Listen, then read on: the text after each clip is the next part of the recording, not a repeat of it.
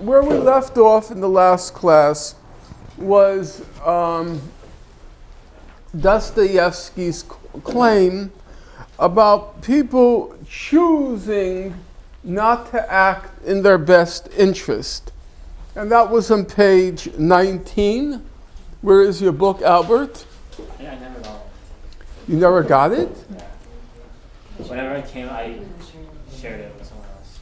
Okay, so come over here and you're going to share it with me. And you're going to go from in the first place to... How many lines down? Where is that one? Yes. It's on page 19. It's around 10 lines down. We're just recapitulating from last class. In the first place, when did man...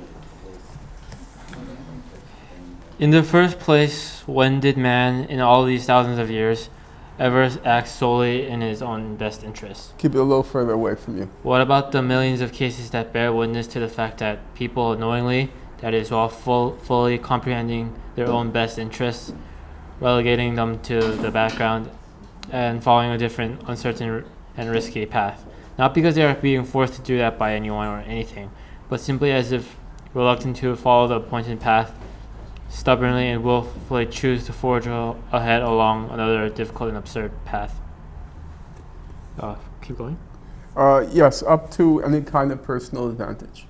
Seeking it in almost total darkness. This can only mean that for people this obstinacy and willfulness was in actual fact more agreeable to them than any kind of personal advantage. Okay, I'm surprised you were slurring.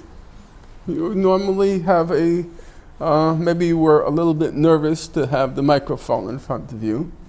In the first place, when did man in all these thousands of years ever act solely in his own best interests?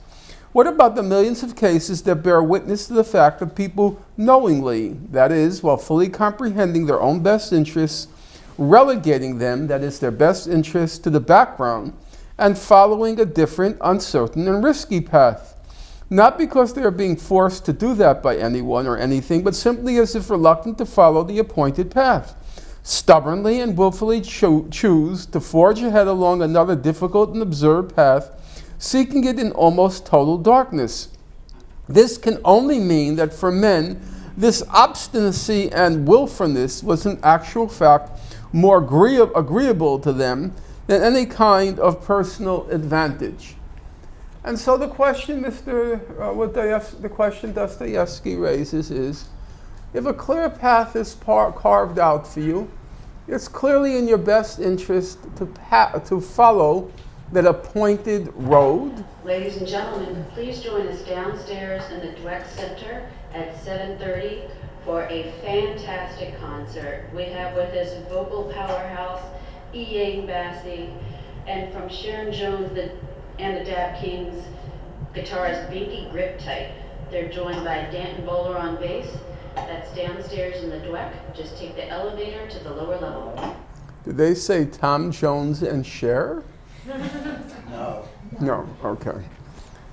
You hear what you want to hear. Yeah. And so the question he asks is, why if a path is carved out, people would choose willingly to take a more risky and a more difficult route? And he says, if that's the case, which he says obviously it is, people have knowingly chosen the risky route, he says it throws into question this notion that people pursue their rational self-interest. That the notion of utopia presumes that people will pursue their rational self-interest, and their rational self-interest tells them not to do things like that.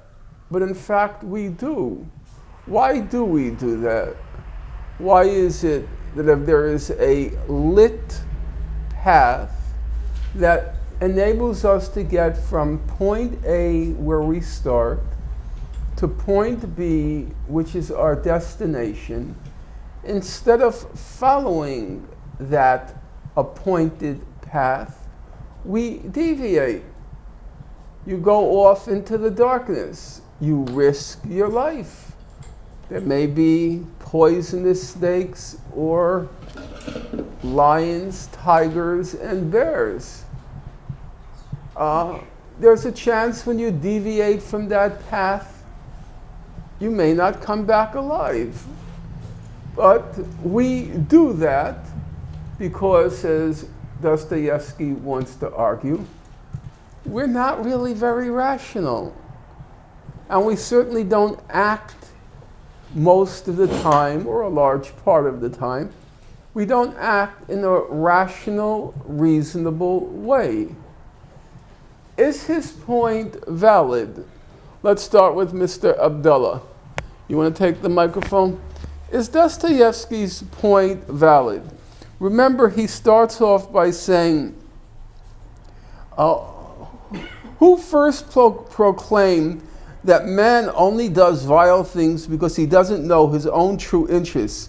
That if man were enlightened, if his eyes were to be opened to his real normal interests, he would immediately cease doing vile things and at once become virtuous and honorable. Since once he is enlightened and understands what will truly benefit him, he will see that his own best interests lie in doing good, and so on and so forth. Is Dostoevsky making a valid point that human beings often don't act in their best interest, and he says they knowingly don't act in their best interest? They know to get to point B from point A, all you have to do is follow that path. But then either you or somebody says, come on, let's go this way. What do you mean, let's go that way? We're going to get lost. Okay, but it's fun. It's more interesting. Is he right that more often than not, we knowingly don't do what's in our best interest? Or, let me do the reverse. Or, as Mill says, I don't think I quoted it last week, but Mill says that's not really true. He says humanity would not have survived, would not have endured, if we didn't, for the preponderance of our being individually and as a society, as a species, we didn't, for the preponderance of our time, act rationally and reasonably. Otherwise, we just wouldn't survive. That human beings had to make use of that reasoning, rational faculty, and in fact, we do. That's why we survive.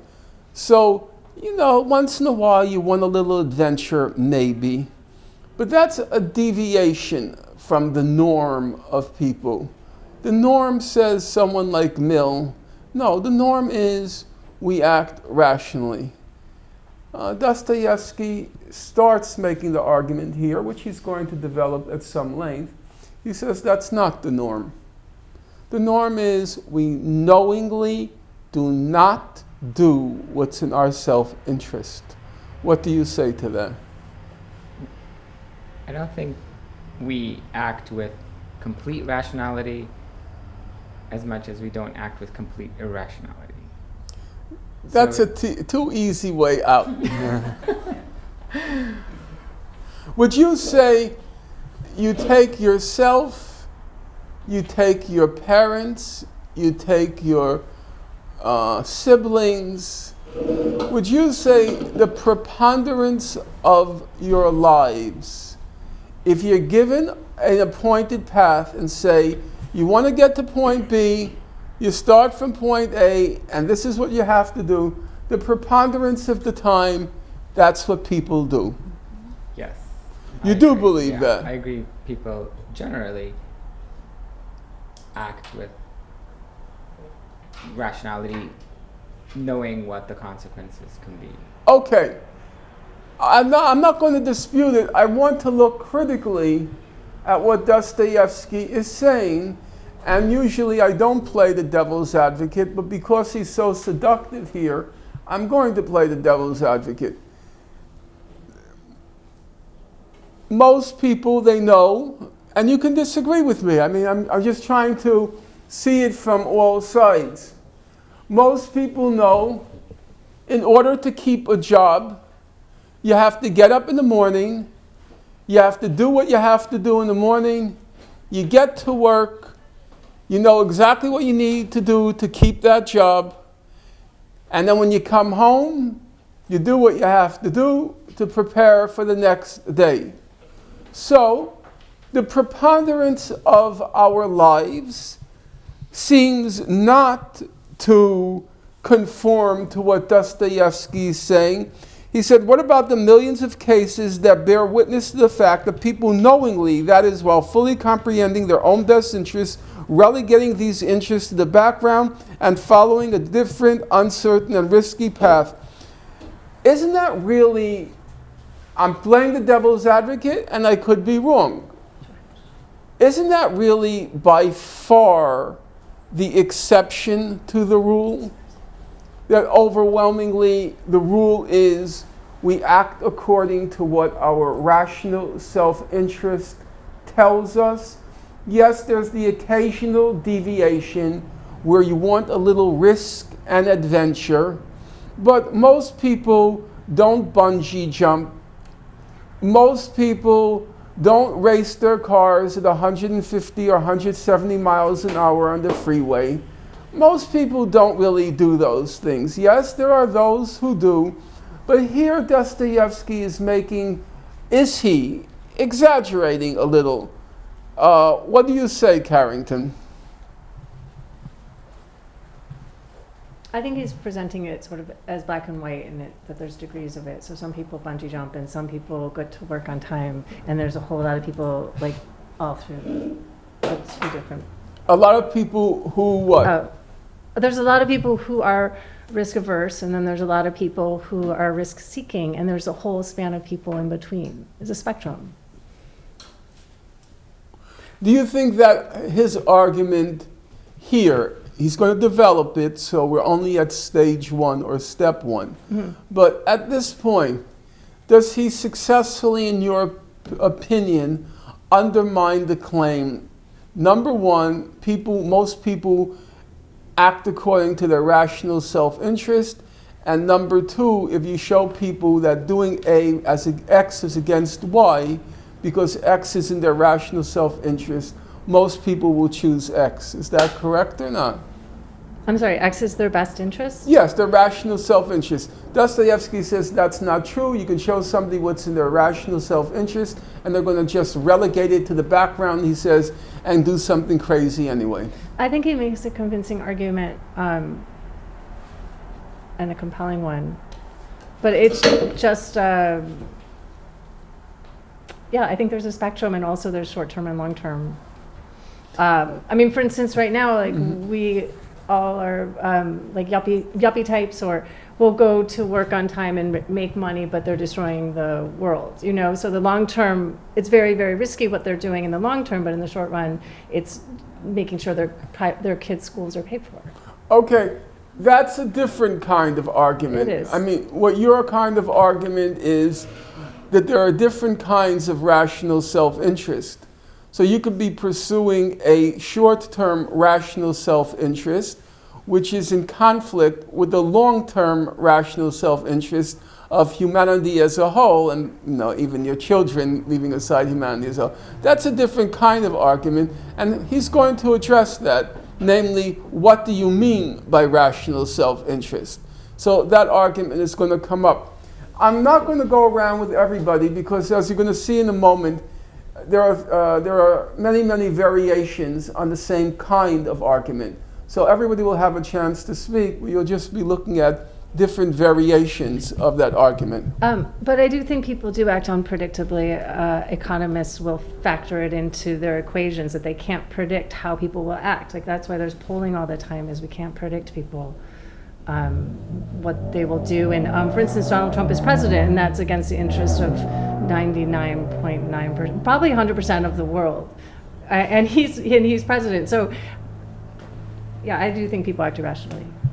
I disagree in the Trump example, but that's beside the point because we're not going to enough of humanity has been sidetracked by Mr. Trump, and we're not going to let him hurt our class. So let's just look at another passage, because as I said, it's going to be variations on the same theme. So, excuse me, let's get my notes. Let's go to page 19 to 20. And now he's going to ask the question, what do you mean by rational self-interest? What do you mean by it's to your advantage? Remember, the whole idea of More's utopia is this utopia that he's constructed, it's to our advantage as human beings if we elect that kind of society. That we will be, as he said, we will be happier. We will enjoy all the pleasures we want so long as our pleasures are rational. And if we can't enjoy certain pleasures, he says, it's because those pleasures are not rational. And now Dostoevsky is going to ask the question, what do you mean by advantage? It's in your best interest. It's to your advantage. Abdullah, would you like to just read from advantage? It starts right where Albert left off. Advantage down to, let's see, isn't that so? Complete madman, isn't that so? So it should be in page 20. It'll continue to page 20, around 5 lines down. So just do advantage. Try for dramatic effect, because we are trying to trend in, no, we've already trended in Madagascar. We're now trying to trend in Irkutsk. So where there's an exclamation point, use the exclamation point. A question mark, use the question mark. Go ahead. You need a book. You can borrow mine. I'll show it to her. Advantage. What is advantage? Would you care to volunteer an absolutely exact definition of what human advantage consists of? And what if it should sometimes happen that human advantage not only might, but even must lie precisely in man desiring, in different cases, what is bad for himself and what is and not to his advantage? Okay, I want you to think about that. He's going to continue. He said that, and what if it should sometimes happen that human advantage not only might, but even must lie precisely in man desiring, in different cases, what is bad for himself. It's a human being's advantage to, well, he says, what is bad for himself and not to his advantage. What if it should sometimes happen that human advantage not only might, but even must lie precisely in desiring in different cases what is bad for himself and not as to his advantage. So there he's saying, what about the cases where it's to your advantage not to do what's to your advantage? Now that may sound paradoxical, but I'll give you obvious examples in a few moments. I'll first ask you. Go ahead. And if this is so, if such things are at all possible, then the whole rule goes to blazes. What rule is he referring to? Always do what's Exactly, the rule that we do what's to our rational self-interest. What do you think? Can such cases occur? You laugh. Well, laugh, gentlemen. But just answer me this. Are human advantages calculated with perfect accuracy? This goes back to what Carrington just said a moment ago. How do you calculate, and can what's to people's advantage be calculated with perfect accuracy? And as Carrington said, were that true, we wouldn't constantly have fluctuating poll data on what people want and what they desire. Are there not some that not only have not been classified, but cannot even be classified at all? After all, gentlemen, as far as I know, you have deduced your whole register of human advantages by taking averages from statistics and scientifico-economic formula. And since your advantages are prosperity, wealth, freedom, peace, and so on, so that anyone who, for example, were to act openly and knowingly against the whole register would, in your opinion, and in mine too, of course, be an obscurantist or a complete madman. Isn't that so? Okay. Advantage. What is advantage? Would you care to volunteer an absolutely exact definition of what human advantage consists of? What if it should sometimes happen that human advantage not only might, but even must lie precisely in man desiring in different cases what is bad for himself and not to his advantage? And if this is so, if such things are at all possible, then the whole rule goes to blazes. What do you think? Can such cases occur? You laugh. Well, laugh, gentlemen, but just answer me this. Are human advantages calculated with perfect accuracy? Are there not some that not only have not been classified, but cannot even be classified at all? After all, gentlemen, as far as I know, you have deduced your whole register of human advantages by taking averages from statistics and scientifico-economic formula. And since your advantages are prosperity, wealth, freedom, peace, and so on, so that anyone who, for example, were to act openly and knowingly against the whole register would, in your opinion, mine too, of course, be an obscurantist or a complete madman. Isn't that so?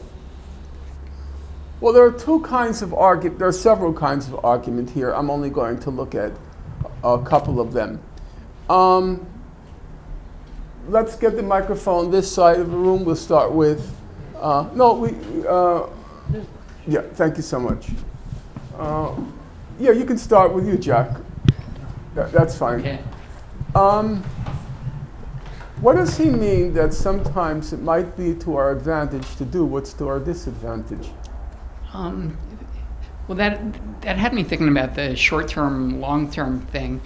Like, last night I only got like 4.5 hours of sleep because I was surfing the internet, and I knew I'd be tired the next day. But I had a hard day, and I felt like doing it. So, was it to my advantage or my disadvantage? It was to my short-term advantage to stay up looking at the internet, but I'm paying for it now. Yeah. That was actually a good example.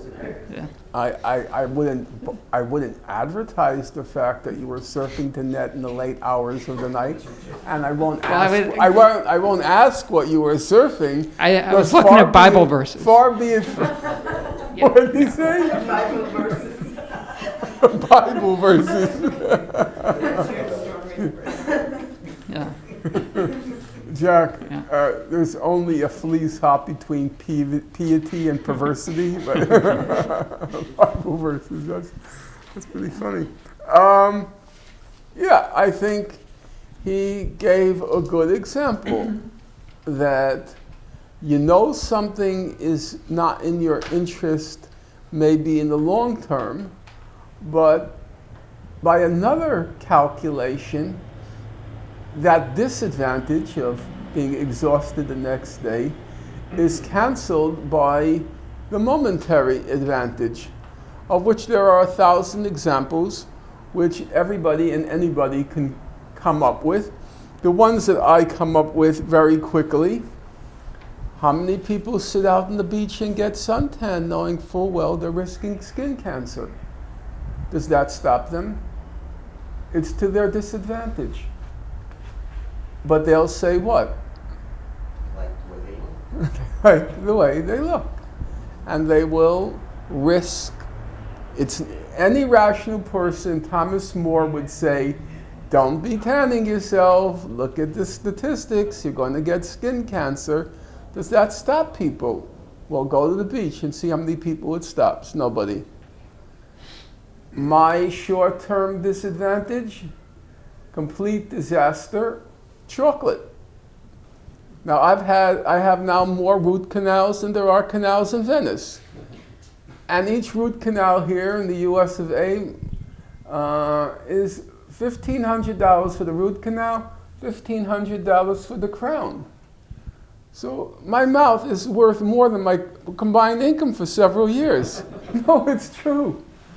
It's true. And because of you. Oh, it's my fault. Yes, you brought in those brownies. You're placing the guilt. There. And I know I know any moment I'm gonna feel that, when you have the cavity, but it's no longer cavities, it's just root canal. On the upside of this, chocolate is good for your heart. Not in the amounts to bring. What? So my question to you is, Wait, let me just give why are you not brushing? No. First of all, Philip, if you have any, if you have any concept, if you have any concept of the pleasure of consuming chocolate, there's nothing more counter to human interest than to go have your chocolate and then run to the bathroom and brush your teeth. Now, what was the whole freaking point? What was the whole point? Is to let it last. But then you get the disadvantage. Everybody in this room except myself, you consume junk food. And the junk food is eating away. It's junk food, like Fruit of the Loom cereal. It's just condensed cancer. That's all it is. Frosted Flakes. It's flaky cancer. Ladies It and is. gentlemen, please join us right now downstairs. All those cereals are just various forms of condensed We have cancer. Bassey, she sings with Moby. We also have Binky Grip Tight from Sharon Jones and the Dat Kings. That's downstairs in the Dweck. Just take the elevator to the lower level. And so you're pointing at something. Oh, thank you so much.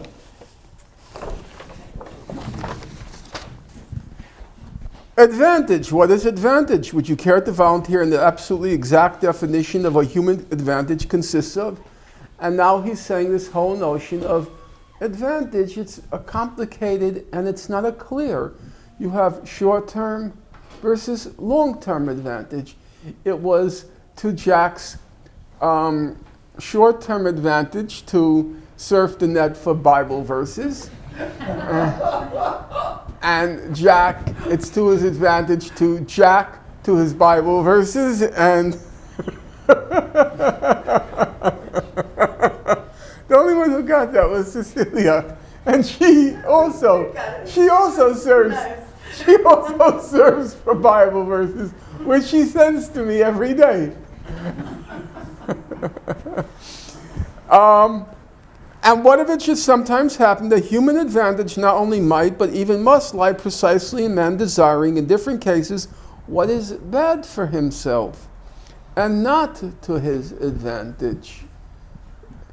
I want to hear an argument against Dostoevsky, because he's making the claim you cannot create a society that's in our rational self-interest, because often what we desire is not in our rational self-interest. Does that mean that he has effectively undercut, if not demolished, More's whole idea? Or does More still have a response to this?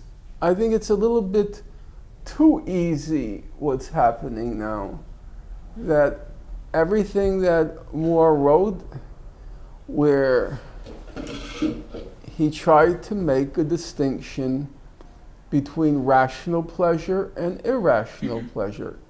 He said, yes, there are things we desire which aren't good for us. He knows that.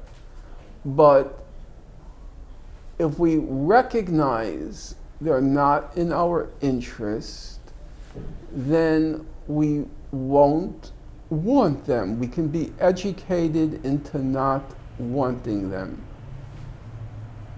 I don't think I could, be frank, and I'm thinking it through. Could I be educated into not wanting chocolate? And would I want a society which prohibited its production on the grounds that it's not to my best advantage? And I honestly don't have an answer to that. I kind of, to tell you the truth, I sometimes do think there's a rational argument for prohibiting people from tanning themselves. I know that sounds very authoritarian. It sounds kind of Trumpish, but what? What did he say? Spray tan. I don't know what spray tan is. It just seems like he's, Spray the Oh. tan. it seems like he always has like,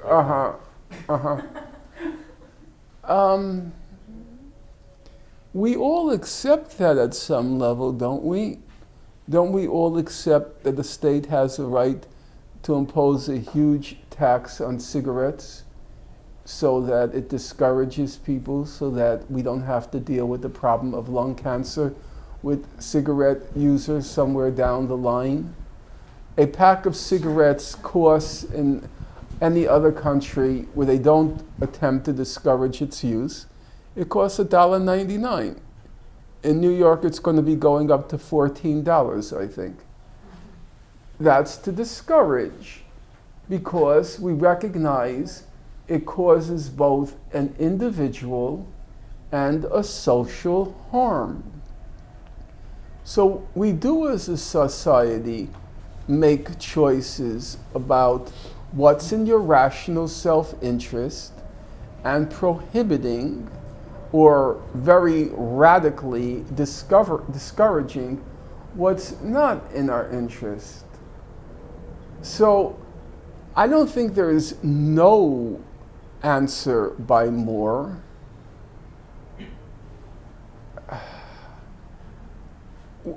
What do you say, Albert? You need a microphone. Yeah, there's a mic on your side. Actually, rather than like this is answering your concern, but rather than directly answering, I'm more skeptical of like the whole framework of the discussion.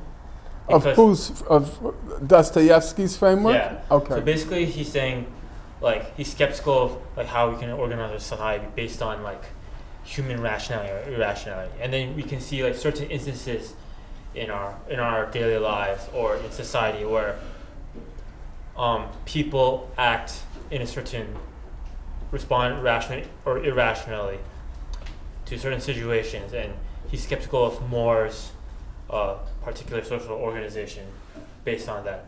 But I don't think like Marx is right. I mean, I think he's obviously wrong when he says like there's no human nature and it's just something you can mold based on social influences throughout history. But I think there is a human nature where we have certain biases and we tend to react rationally or irrationally. But it's hard to tell, like, because human nature is so complex, and so what we're observing on how human behavior reacts is based on like the particular set of circumstances we find ourselves in, that we're observing human nature. It's so complex. It's really hard to say how our natural biases will react within a different set of circumstances. Like we know that littering is wrong, but people still do it. People can't take the patience to just hold on to the trash and throw in the garbage. But in Japan, they do that. Like in Tokyo, is a pretty clean society. It's just such a culture, such a norm that people just don't really find it difficult. And it's not like everyone in Tokyo is like ethically like superior. They have like ethical problems in their society that we don't have. But it's just that within the spectrum of what's irrational and rational, there's certain embedded social norms that they're more incentivized to not find it difficult to fight against their irrationalities. I'm going to just restate what Albert is saying and hear a reaction. Albert is saying that if you can construct a blueprint of what's in our rational self-interest, for example, It's in our rational self-interest not to litter, even though often the short term, you just say, what the hell, and you drop it. Most people will agree it's not in our rational self-interest to litter, and therefore it's not so far-fetched to imagine a society in which people, seeing that's in their rational self-interest not to litter, eventually internalize that norm, that ritual, and they stop littering. So he gives the example of Japan. And he says that at least at some level, human nature is malleable enough. Well, not necessarily malleable, but can respond to different circumstances. Right. Well, at least you can create an environment such that people will act in their rational self-interest. So my reply to you, or my question to you is, there are so many things, though, it seems, in a person's daily or weekly or yearly life that they do which cannot be classified, I don't think, as their rational self-interest, at least their long-term rational self-interest. I gave the examples of suntanning, eating chocolate, junk food. You think it's, and Dostoevsky says, sometimes it's in our advantage to do what's in our disadvantage. Do you think it's either desirable or feasible, and those are different? Is it desirable or feasible to eliminate the numberless activities that people engage in which are not to their advantage? You mean by regulation? Well, there are two issues. One, whether you can do it, and second of all, whether it's desirable to do it. Or people should just be left to their own devices to do all sorts of things that we do which are self-destructive. I lecture every young person I see. Whenever I see somebody in the street smoking, I immediately go up and I say, you don't know how terrible that is. I saw people die from the cancer. Don't do it. Now there's a slightly different issue because they're already addicted and it's not easy to break that addiction. But would it be desirable for society to prohibit it? The same thing can be said about liquor consumption. And then you start having this whole problem of society deciding what's in people's rational self-interest. And then there are two separate issues. Would you want them to restrict it if they could? Is that desirable? And then is it possible to do it? And I think it's a tough issue. Can I just? Yes. Oh, sorry. So wait, you said you were going to ask me a question, but can you reframe it? I said the question is, you gave an example of littering, and you gave an example of a society which was able to get its constituents to internalize the norm not to litter, and that's obviously a good thing. I won't dispute it. There's no point in arguing with a good example. But I said there are so many other examples where what Dostoevsky says seems to be right, that it's in our advantage to do what's not in our advantage.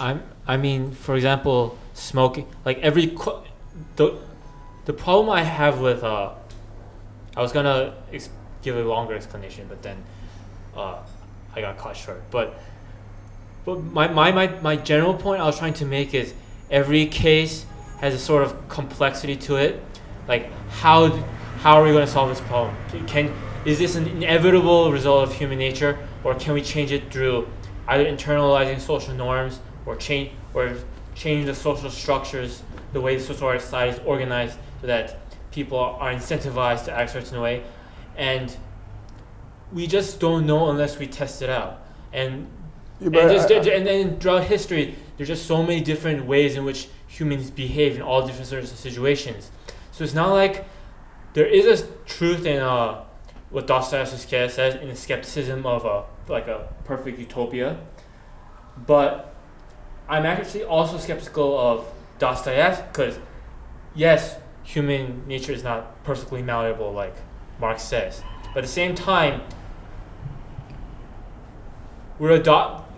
Dostoevsky is generalizing that and then making predictions on what type of society is possible. Like how do you know that certain types of how do you know that you can't internalize suntan, or how do you know you can't incentivize people not to suntan and burn off their skin, or how do you know that from that example in all other different types of human behavior you can't do it separately because each type of human behavior has its own complexity to it. So it's not my Tokyo example. It was not necessarily to attack Dostoevsky his topical ideas, but it was a form of skepticism of mine of how he's particularly generalizing it to all sorts of different human type of behaviors and how we can exactly progress. Right. So, I'm hearing out every word, but I'm having a little trouble that there's a distinction between can and should. Even if you can, there's still the big question of should. I remember I used to be around very politically correct people, and at lunchtime, they took out their homemade lunches, and the lunches consisted of a carrot, a tomato, cottage cheese, and lettuce. And I just wanted to barf. It was like, you're waiting all day for lunch, and that's your lunch? No, that may be lunch, but that's not life. I'm sorry, that's not life. And who was it? They may be binging at home at night. Oh. Yeah. Who was it the other day? I was reading about somebody. Oh, Murray Bookchin. Anyone know who Murray Bookchin is? Also, he's this famous ecologist and preaching about living in harmony with nature and ecology and everything. And they said he used to just eat McDonald's. He would only eat junk food. And people thought there was some sort of contradiction there. And it raises the same issue. Anyone else want to speak to this question? Yes. Okay, go ahead. Okay, while she's getting the microphone, you go ahead. She has the microphone. Oh, sorry. No, Yeah, go ahead. go ahead. And you go. Yeah. Okay. That'll be good. Yeah. Oh, precious. Oh, come on now. No, going back to what we do to our advantage and disadvantage and how much can society regulate this. Very clear example. Just before Michael Bloomberg stopped being mayor, he introduced or tried to introduce this thing about limiting the size of soft drink cans. Mm-hmm. I think they had 16-ounce cans or 32. The ones that were the mega size cans. of a bucket. Yeah, and he You was put trying out to, a fire with those. he was trying to limit them with good reason. There's an epidemic of obesity, childhood obesity, which is leading to type 2 diabetes, which is leading to inflated health care costs, mega complications, amputation, blindness, renal failure, heart attacks. I mean, I know all this because I worked in healthcare most of my life. And you see kids, walking down the street with these mega cans of soda or whatever it is. When he tried to limit that, to stop that, he was called a fascist, a Nazi, or what have you. Which he is, but not because of that. Go ahead. Because of that. But this made sense, but yet society, even though it was to their advantage, they rebelled against. Yeah, because their immediate advantage is, as I suffered from that, as bad as that is the free refill. Once it's a free refill, hey, it's in my DNA. I'm getting one after another, because it's free, even though I know it's not to my advantage.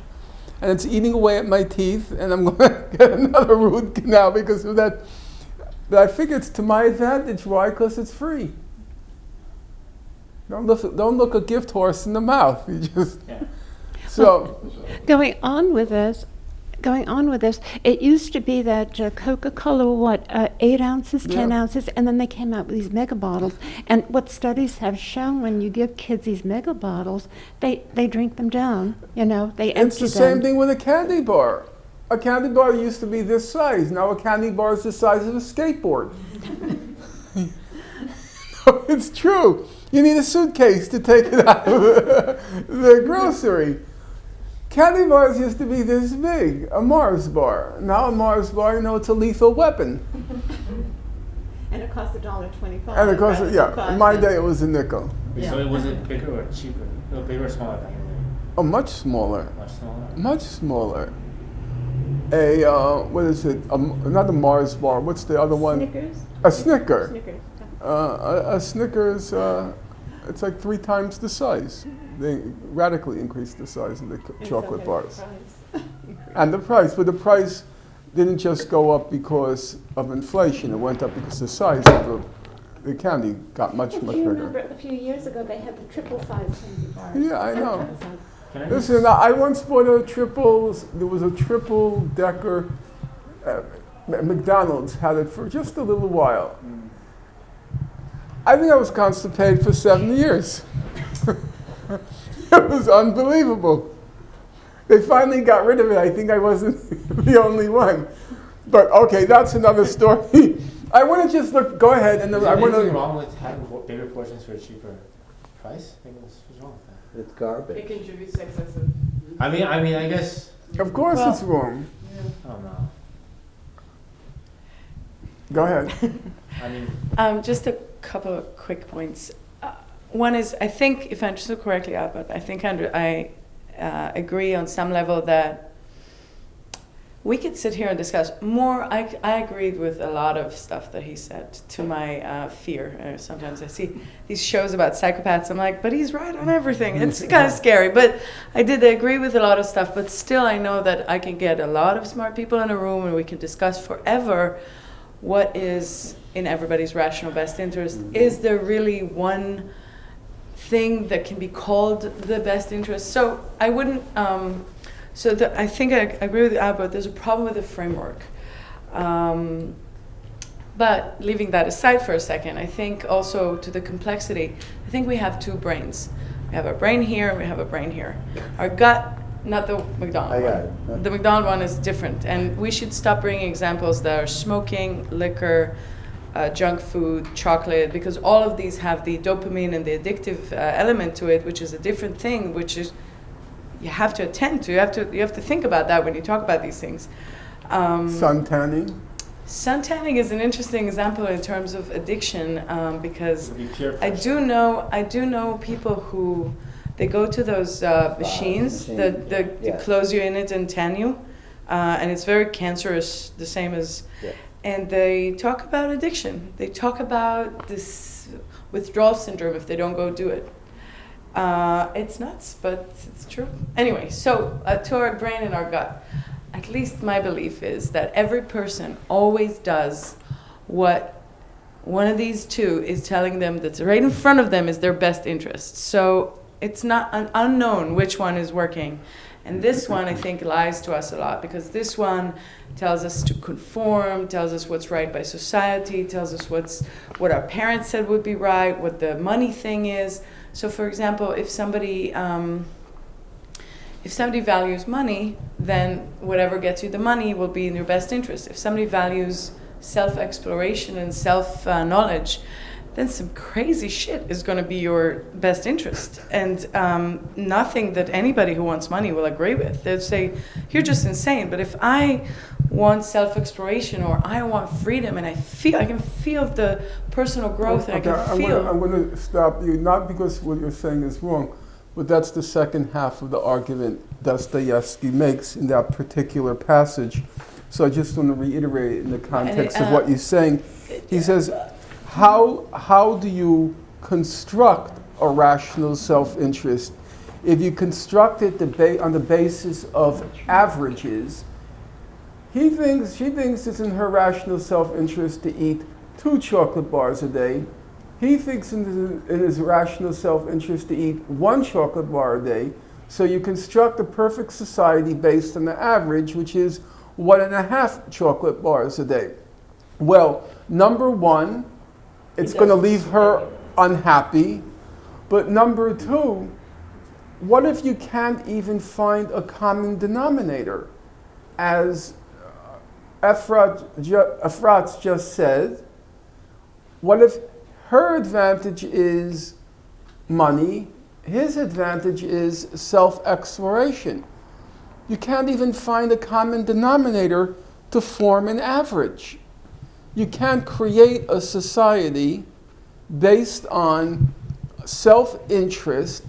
First of all, because if you take an average, it's going to leave somebody unhappy.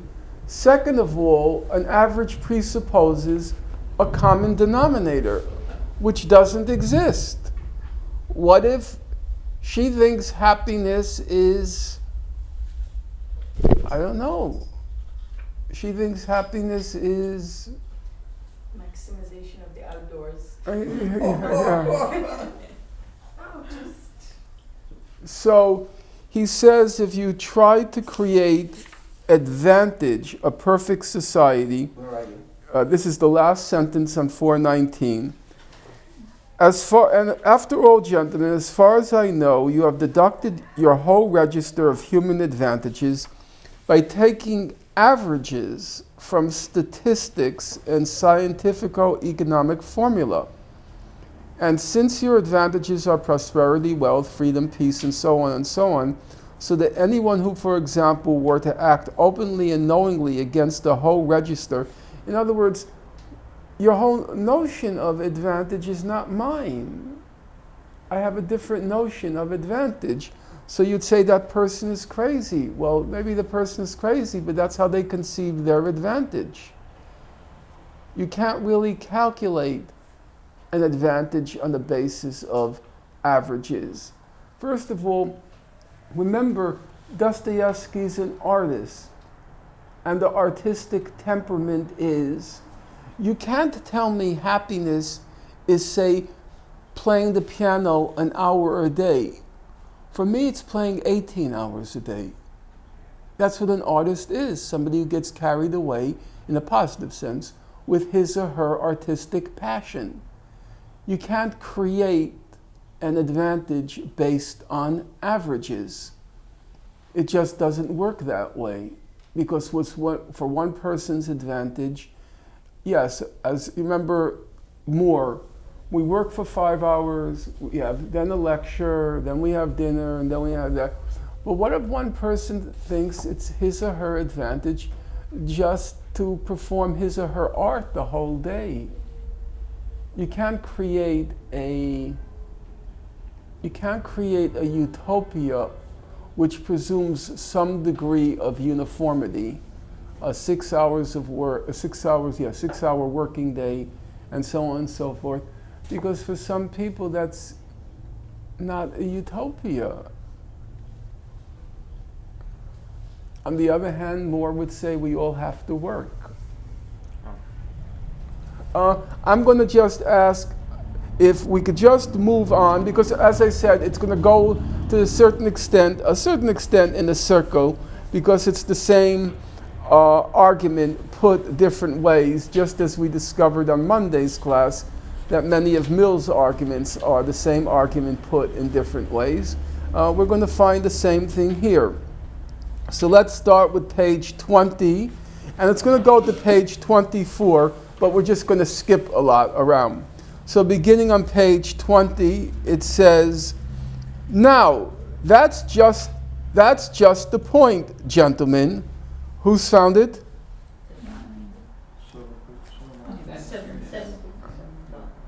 Anyone want to volunteer to read it? Go ahead. And I'm going to tell you at certain points to stop, because we have to get all the way up to page 24, so we're going to just be reading snippets. Go ahead. Now, that's just the point, gentlemen.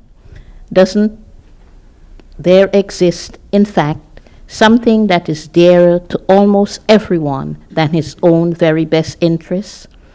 Or not to violate logic, there exists one most advantageous advantage. To be precise, the omitted one of which we were talking just now, which is more important and advantageous than any other advantage, and for the sake of which man, should the need arise, is ready to oppose all the laws, that is, reason, honor, peace, prosperity. In short, all these fine and useful things, provided he attains his primary, most advantageous advantage, which is dearest of all to him. Okay. Now, he hasn't yet named that advantage, but he's saying here, there's another advantage which is more advantageous than all the advantages. Now, that's just a point, gentlemen. Doesn't there exist, in fact, something that is dearer to almost everyone than his own very best interests? Or, not to violate logic, there exists one most advantageous advantage. To be precise, the omitted one of which we were talking just now. He hasn't yet named what that omitted one is. Remember, he listed above the advantages: prosperity, wealth, freedom, peace, and so on and so on. And he's saying that list, that's the normal list we give. We would think a perfect society is one in which there's prosperity, there's wealth, there's freedom, there's peace, and so on. And he says that list omits the most important advantage of all, which is more important and advantageous than any other advantage, and for the sake of which man, should the need arise, is ready to oppose all the laws, that is, reason, honor, peace, prosperity, in short, all these fine and useful things, provided he attains this primary, most advantageous advantage, which is dearest of all to him.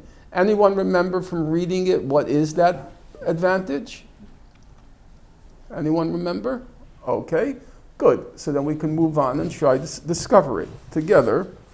Let's turn on page 21. It says, this advantage, it's just two sentences, so I'll read it. He's building up to it slowly but surely. What is this one advantage which so far has been left out? It's not wealth, it's not prosperity, it's not freedom. He says there's one advantage that's not been mentioned, which is really our main self-interest as human beings. Our main self-interest. Our main self-interest is not wealth, it's not prosperity, it's not peace, it's not true. This advantage is remarkable precisely because it destroys all of our classifications and is constantly demolishing all systems devised by lovers of humanity for the happiness of the human race. In short, it interferes with everything. Anyone figure out what it is yet? We have the camera on us. I want to see. People are all over the world because this is trending now in Calcutta and in Beijing. They're all wondering, what is this one advantage which, according to Dostoevsky, it demolishes, it smashes all systems of rational calculation of self-interest. It shreds Thomas More. It puts all notion of utopia disposes it into oblivion, because no concept of utopia can take into account this one advantage. Now, Carrington is thinking hard. What is it?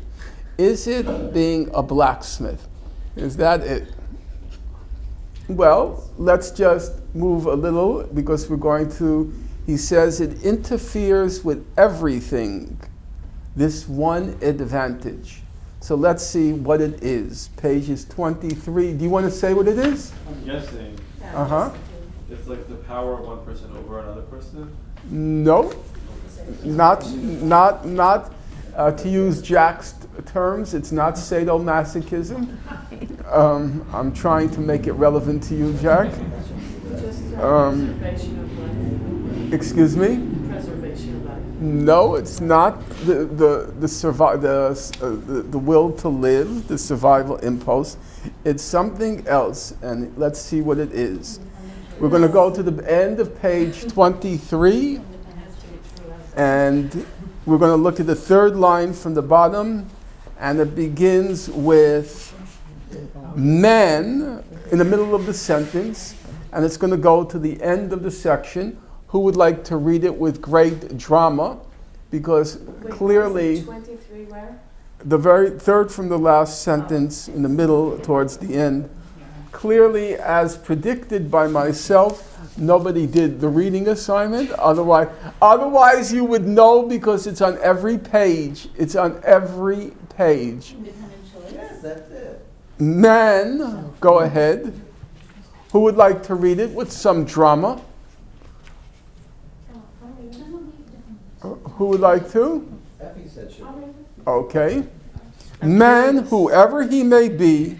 Because man, whoever he may be, has always and everywhere preferred to act as he chooses and not as at all as his reason or personal advantage dictate.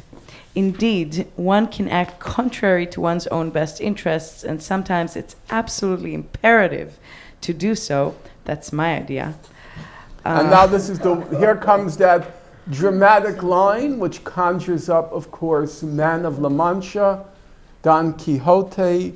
Now let's read it with dramatic flair, so that even Albert is stimulated by it. Go ahead.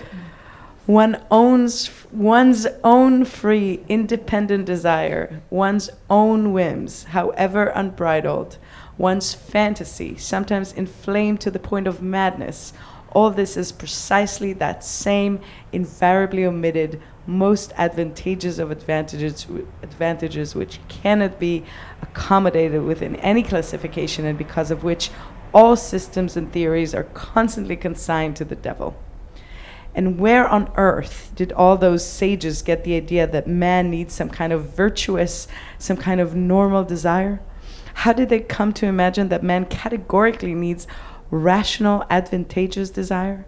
All man needs is independent volition, whatever that independence might cost and wherever it might lead. That's it. Anyway, the devil only knows what volition is.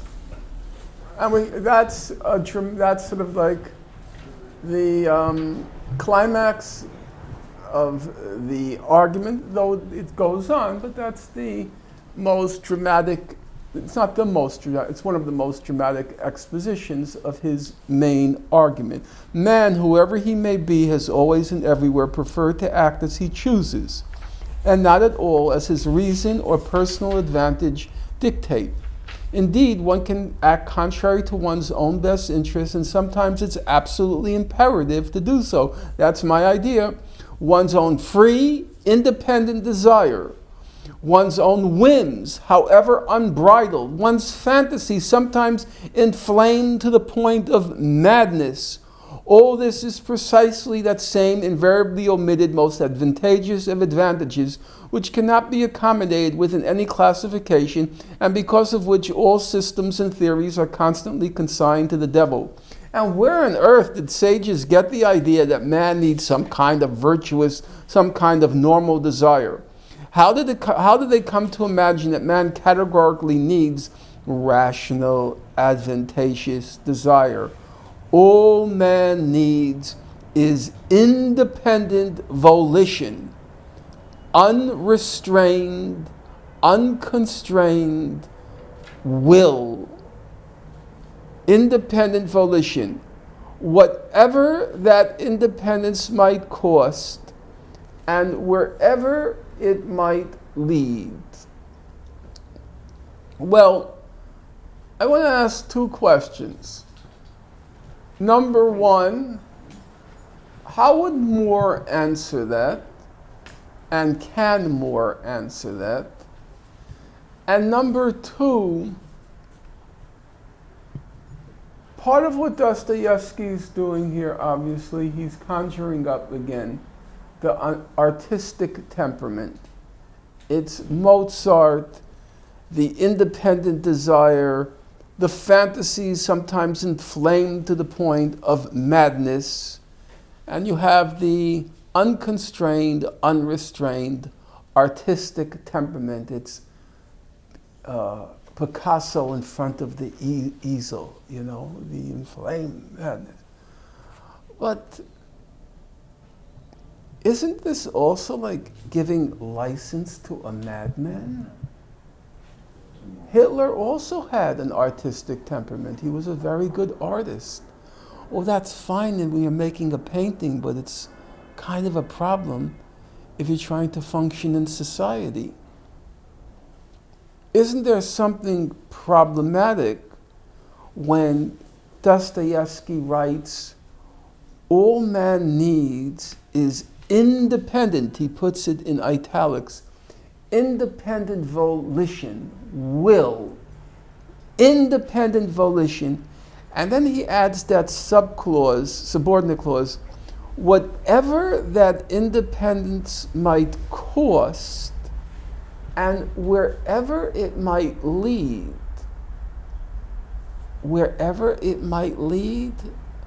I think that's very problematic. I think we have a president right now who's carrying on as if he wants independent volition, whatever it might cost and wherever it might lead. And that's great if you're in front of an easel or you're sitting on a piano, what's it called? Not a chair, a piano stool.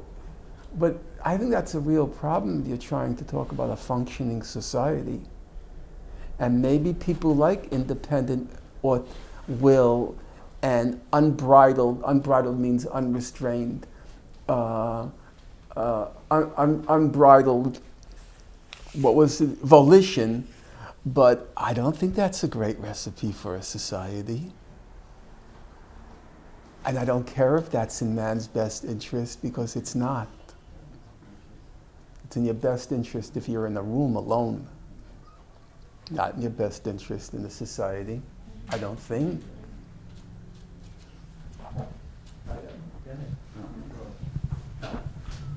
It's very seductive language for sure, but I think it's also kind of sick. To be, with all due respect to Mr. Dostoevsky, I think it's kind of crazy. One's own free, independent desire, one's own whims, however unbridled, one's fantasy, sometimes inflamed to the point of madness. You gotta take it for what it says. He says it's in the best interest that you pursue your desires to the point of madness. Even if it were true that may be in somebody's own self-interest, it's not in society's self-interest. Go ahead. I'll tell you what I think is society's best interest if they're going to tell me that I can't be free. You know I'm going to disagree. This is the time of the show when I disagree. Does there have to be a dichotomy, again, between complete slavery and unbridled freedom to the point where you're a madman? How come things like chocolate and cigarettes have to be society's problem? Can't they be my problem? Why are they society's problem? Who made them society's problem? A bunch of tyrants like Bloomberg and these, these politicians we have now who don't believe in freedom, and they think that they have the right to tell everyone what they can do and they can't do. You know what's funny? I'll just ask real quick. Mm-hmm. It's interesting that in the 60s, the lefties used to say, "Hey man, do your thing. Mm-hmm. Don't be boxed in. Remember the little boxes thing?" And now all the lefties say, "Obey the rules. Do what you're told. Don't eat chocolate. Don't do anything remotely risky. Just do what the government tells you to do." It's really funny. For me anyway. I'm not going to address the latter point, the last point. I still will, I will still say, you asked why it has to be one or the other. The problem is, it's Dostoevsky that made it one or the other. He was the one that said, this is our real advantage. This is the most advantageous of advantages. and he described that most advantageous of advantages. It wasn't me. He created the hierarchy. He said the top one, the one that's most important, the one that smashes all rational, logical systems, that advantage of advantages, the supreme advantage is one's own free, independent desire, one's own whims, however unbridled. That's a very clear word, expression. And it appears in all the translations because I've read them. However unbridled, that means no restriction, no limit. And if you had any doubt, how does it continue? One's fantasy, comma, sometimes inflamed to the point of madness. That's Dostoevsky setting it out as our greatest advantage. And then he goes on to say the independent volition, and if you have any doubt about what he's saying, he says, whatever it might cost, he doesn't say cost to you. He doesn't say whatever it might cost to you. Okay, you have a right to commit suicide. Yes, you do. He doesn't say cost to you. He just says whatever it might cost. And that means what it might cost to all of you. Not just to me. Because your unbridled volition, inflamed to the point of madness, that doesn't necessarily only redound on you. It can redound on everyone else. And that's what I think we do have a problem, and I will editorialize. We have a president who I think is carried away about the idea of one's own independent volition. Whatever that independent might cost and wherever it might lead. Yeah, I think that's a problem. And I don't think it's just a lefty problem. I think it's a problem if you counsel that your maximum advantage is to be able to act on your fantasy, even inflamed to the point of madness. That's great if you're an artist. That's awful dangerous to me if you're talking about people trying to function in a society. Now, you can answer. I have no problem. But I think it's Dostoevsky who made the either or. He's the one that set the hierarchy. He built it up across 4 pages. There is one advantage. He says everybody has left out. They talk about peace, they talk about freedom, they talk about this, prosperity, but they left out independent, unbridled volition to the point of madness, whatever it costs, wherever it might lead. Isn't that a problem? What do you say? You argue against me. What, am I wrong? No. Let's start. You're right. That's too simple an answer. It's a very seductive language because you think of Man of La Mancha, to dream the impossible dream, to da da da da da da da. And it's very, it's an attractive idea. I could see it, But then you start thinking, where is this going? And as we're going to see further on, it starts going into very ugly places, I think. Because some people's idea of what they find, their fantasy, a lot of people find fantasy, their pleasure in death and destruction. They get a certain thrill, a certain frisson, the chill down your spine, when they see mushroom clouds. And Dostoevsky's going to say that a lot of us who are very, very excited, stimulated by death and destruction. And then what do? Go ahead. Wait. I want to give this gentleman, because you haven't spoken.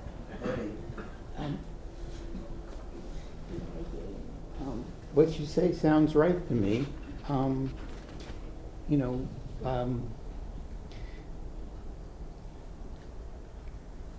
these passions of an absolute dictator taken to their extremes unchecked lead to very ugly situations. Is it? But let's ask the Dostoevsky question. I gave a emotional response to it, but let's take it in its. Let's try to take it in its somewhat less extreme form. Is it your view? Is it your opinion that if you were to list what is to our advantage as human beings, Dostoevsky says, yes, there's a place for prosperity, there's a place for wealth, there's a place for freedom, there's a place for peace. It's the Ecclesiastes, turn. There's a time and place for, there's a time to live, a time to die, a time to reap, a time to sow. But he says, our real ultimate advantage is none of those things. It's the exercise of our will.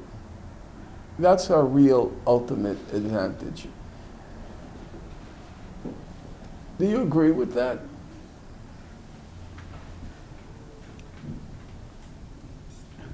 Our collective will? No, individual will. Individual He's not talking will? about, no, absolutely not collective will, because he doesn't believe there can be. Each of us has our own individual advantage. It can't be. I think that leads to the chaos that people are very frightened of. I think what I use the term unbridled, that it's an ugly future with that, if it's unchecked. Who would like to try to make the reverse argument? There must be people here who have an Real quick, and I'll let you. Mm-hmm. Which sounds worse, unbridled will or bridled will? That's a fair question. I'm on the subway at rush hour. I want bridled will. I'm very serious. I get it. I want bridled will. And I certainly don't want the engineer to have unbridled will. Leaving aside the passengers on the subway. Yes, I want bridled will. I'm going to be very clear about that. For you, do you want bridled? Absolutely. Because I kind of want to see the next day. I have a book coming out in November, and I want to see it published, and I don't want to see unbridled will. Especially since a lot of people have unbridled will and a gun. And I ride a bicycle. I ride it here, and I ride it home. And I don't want unbridled will with people behind the seat in the car. Especially since I lost the light on my bicycle on Monday. So I want people to drive slowly. I don't want unbridled will. And I'm very glad, speaking of unbridled and bridled will, I'm very glad there's a speed limit. That's right. That's bridled will. Would you rather we have no speed limit? Yeah. I meant, for you personally, if I'm not losing your book, would you bridle your own will? Would I? Yes, I certainly would. Because I recognize the fact that if I'm asking others to bridle their will, I have to bridle my will.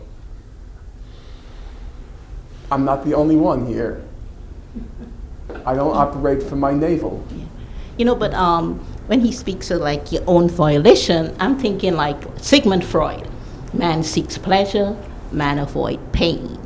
I mean, we as unique individuals, we have our picadillos, our idiosyncrasies, and our obsessions, the greater the risk, the greater the reward.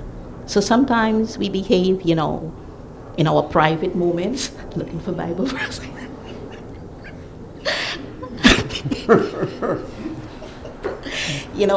We get swayed to that, what you'll call maybe lascivious behavior, behavior that kind of push the boundaries of maybe society.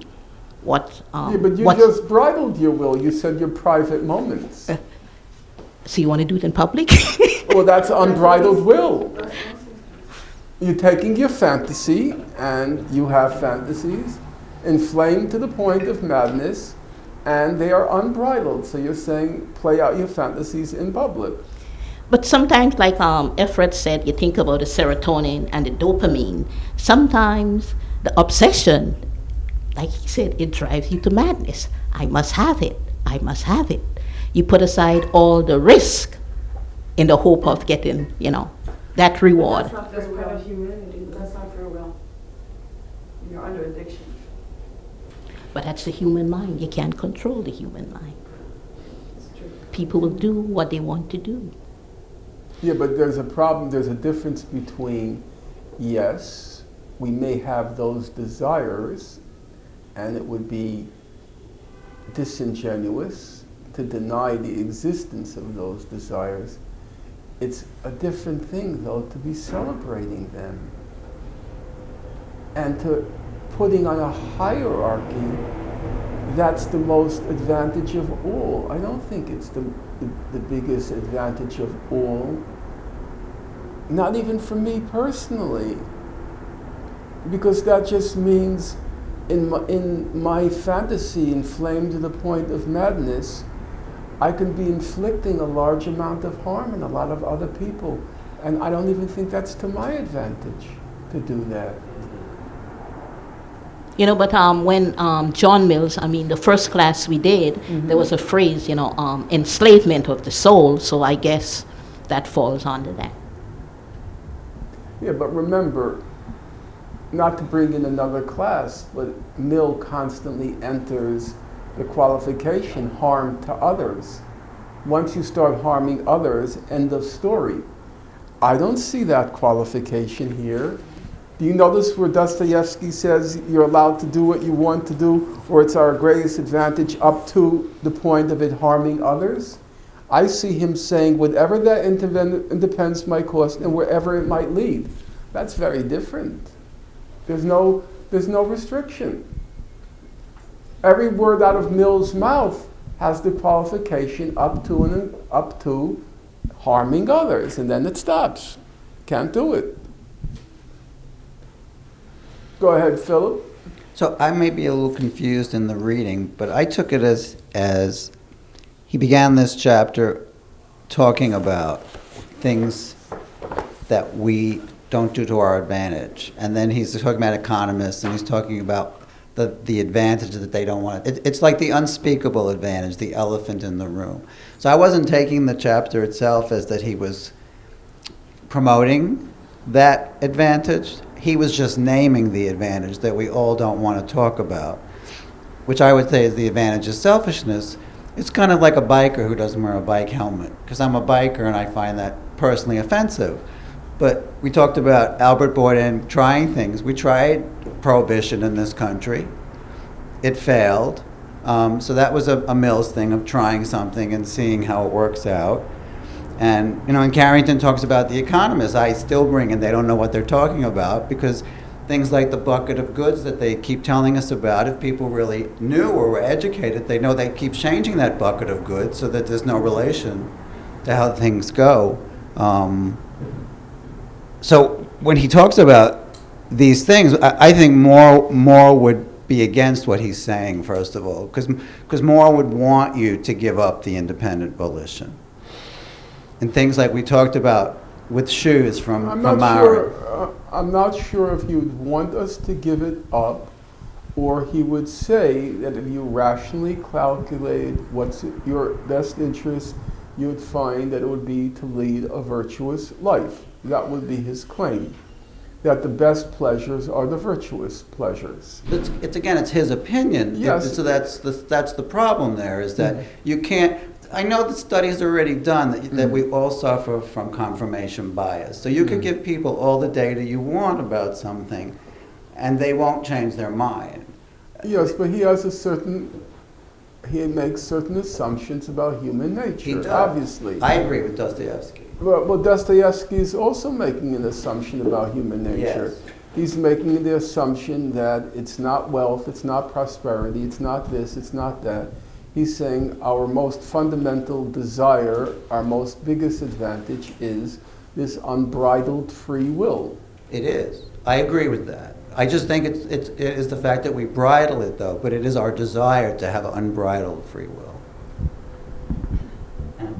Well, we can go on, and we're going to go on.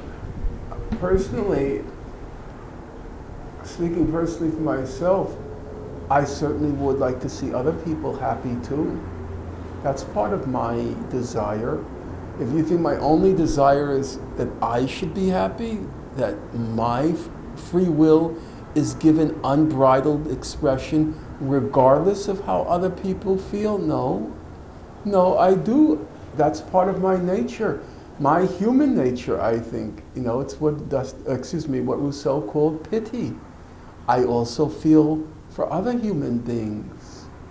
It's not just our ultimate, our advantage of our advantages is the expression of our free will. No, one of my advantages is seeing other people happy. I just find this kind of navel contemplation on a world historic scale at this point. Norman, could Yes. we go back to what you said a few minutes ago about unbridled fantasies and some people enjoy seeing the mushroom-shaped cloud, and then you followed that up about your fear of someone with unbridled fantasies and a gun in their hand.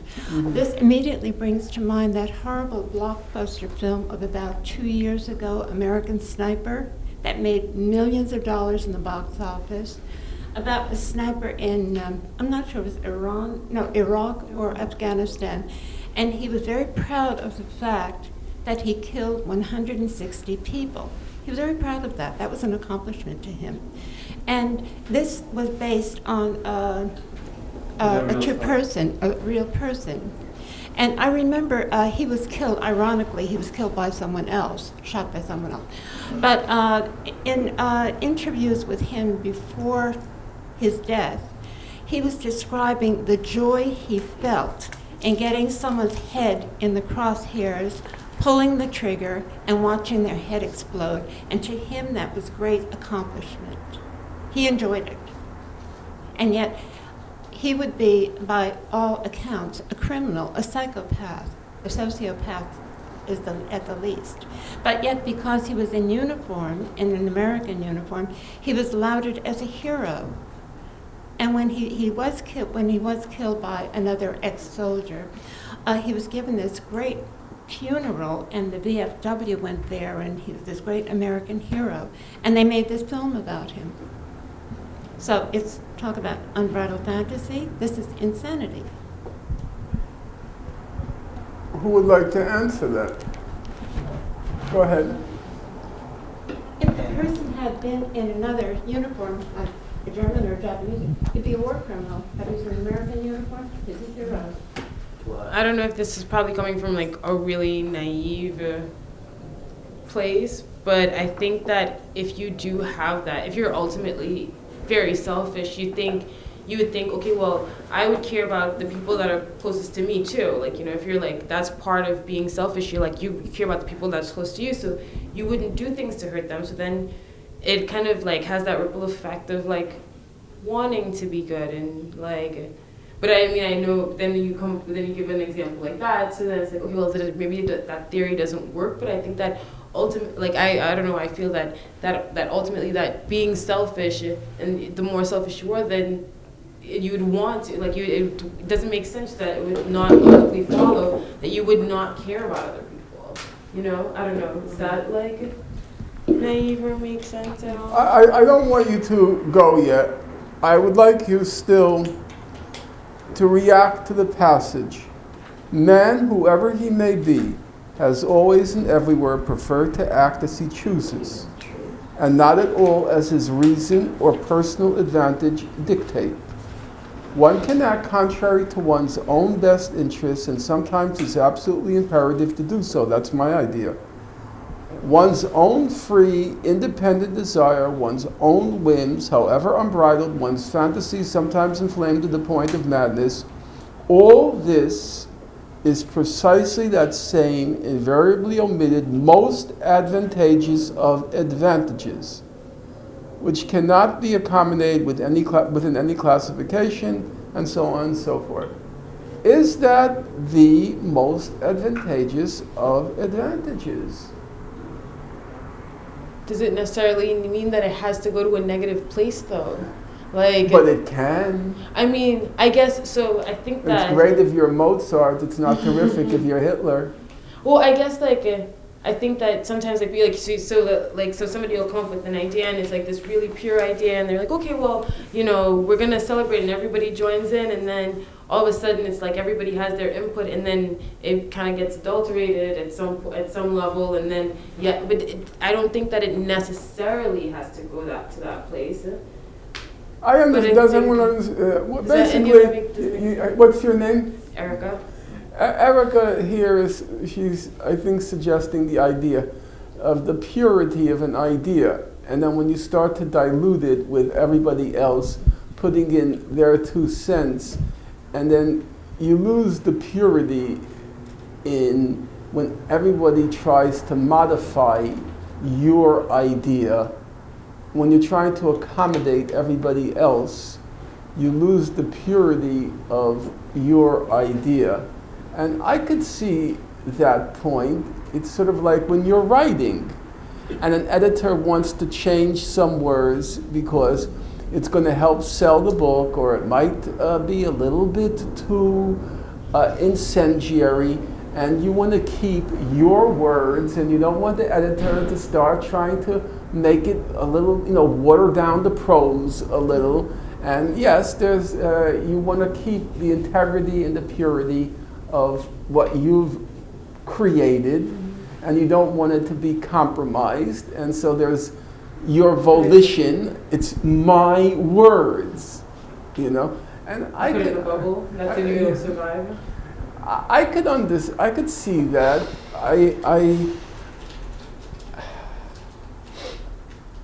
Go ahead. Gosh. So I feel that in a funny way, Dostoevsky's kind of making Moore's argument stronger. I feel like he's creating this character who's kind of acting as an anti-hero. And he's a scary character. May I have your attention, please? Central Library will be closing in 15 minutes. If you have any reference materials to return, please do so at this time. If you would like to check out any materials, please join the checkout line now. I repeat, Central Library will be closing in 15 minutes. Go ahead. So this it's a scary character, and we're trying. I feel like, kind of like listening to this, wanting a society where people are free, to do crazy things is scary. We say, the immediate reaction is to revert and say, no, we need some controls here to protect us. And I feel like ultimately, there's a little bit of Moore and Dostoevsky inside each of us. I feel like the fact that we're reading these books means that we can kind of relate to both these worlds, and we kind of live inside of that tension between those two. But they do feed each other in a way. And if you were to describe for yourself, what is for you your most advantageous of advantages? What is it? It's also the question when I'm reading this, you kind of think of the word advantage towards some end, and I think in human life we don't really know what the end is, like what are we aiming towards. And he's going to have quite poetic passages about that, and I'm determined that we're going to get there. Yeah. He says one of the oddities of being a human being is you set yourself a goal, but you don't really want to reach it. Yeah. Because if you actually reached all your goals, there'd be nothing left to strive towards. So he says we're very conflicted as human beings because you want to achieve the goal, but you don't really want to achieve it. There's a lot of truth to that, I think. And now you're saying advantage is usually seen in the context of what helps us achieve our goal. Which we don't know. Which we don't really even We don't know if it is, if there is anything. It seems like there isn't. And I kind of like tie this back. I wasn't here last lesson, but to 2 lessons ago where we spoke about this 2 + 2 = 4 reality that stares us in the face, but we struggle not to accept it. And I kind of see that as the, we're jumping through hoops trying to figure out societies that will create advantages for us, but really there is no advantage because there is no end. He's going to say that too. Anyone else? Go ahead. Ken? Without saying what I think of your take on the sniper movie, you brought up an interesting question. What do you do when you have somebody like Hitler who is completely unbridled in his will and is killing everybody? Do you kill him? Is that a violation of the principles that I guess you adhere to? What do? I think some people need to be stopped, and I don't see that as any kind of conflict with morality. But I think the problem here is, as I read this passage, and you can interpret it differently than me, but as I read this passage, it's kind of giving license to that kind of mentality. She said, Anne said that you read this passage and it kind of gives license to the sniper. What did he do? His own free, independent desire, his whim, however unbridled, his fantasy, shooting the brains out of people, sometimes inflamed to the point of madness. All this is precisely, I think it gives license to that when you read things like this. He says it's a critique of Utopia. I kind of agree with what you just said. He actually makes More's argument more compelling. He says it makes More even seem stronger. When you start reading, if this is where the logic takes you, then I don't want to go down that road. I think there's a problem here. But who's going to speak? Somebody had his or her hand up?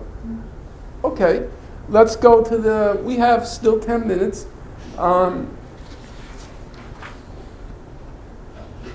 Pages 20. May I have your attention, please? Okay. Central Library will be closing in 10 minutes.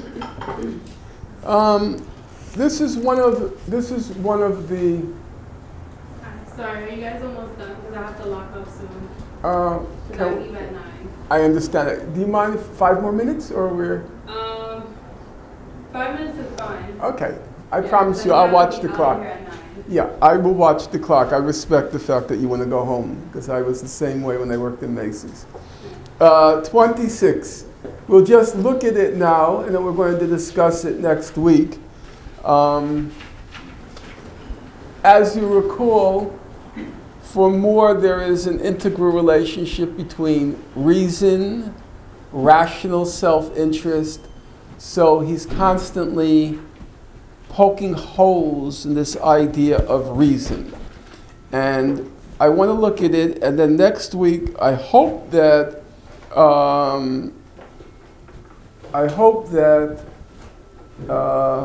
Abdullah is going to be here. This is Abdullah, because it relates to, the path in life that you chose, and it happens to be a very eloquent statement of the choices you made in life. So I want to hear your comment.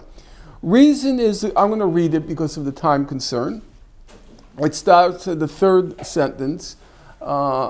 line, on page 26. Reason is a good thing, there's no denying it. But reason is only reason, and satisfies only man's rational faculty. This was the point that Maren was making for a whole semester. That reason is only, she kept saying, there's that other part of us, and more is leaving it out. Reason is only reason, and satisfies only man's rational faculty, whereas volition, will, is a manifestation of the whole of life. And by that I mean the whole of life, together with reason and all the head scratching that goes with it. That reason is just one component of that bigger thing called will, volition.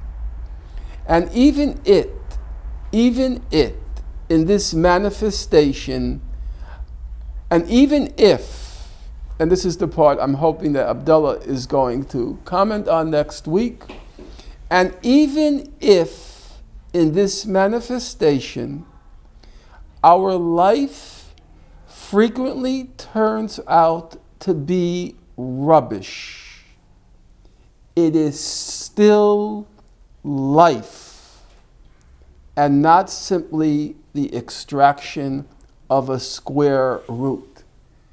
You can follow your will, your volition. It could turn out to be rubbish. In the translation which I usually use, he says rubbishy. But it is still life and not simply the extraction of a square root, not simply a mechanical function like calculating a square root. And for me, I quite naturally want to live in order to satisfy my whole capacity for living, not just my reason. And the whole capacity for living for him is volition, it's will. And for me, I quite naturally want to live in order to satisfy my whole capacity for living, and not solely to satisfy my capacity for reasoning. And here's a critical line, I think, in Dostoevsky, which, even though I started reading it 20 years ago, or 30 years ago now, it always stuck to me.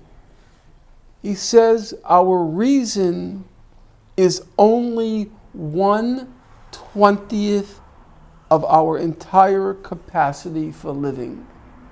It's only a tiny fraction. Because the whole Western the whole Western tradition takes pride in our rational faculty and focuses on our reason as our redemptive and distinctive quality as human beings. And now Dostoevsky comes along and says, in fact, our reason is just 1/20th part of who we are. It's a tiny fraction of who we are as human beings. And if Maren were here, she had another engagement, I'm sure she would be nodding her head very vigorously now, because that was her point for the past several weeks. Okay. Central Library will be closing in 5. It will be something for you to think about till next week.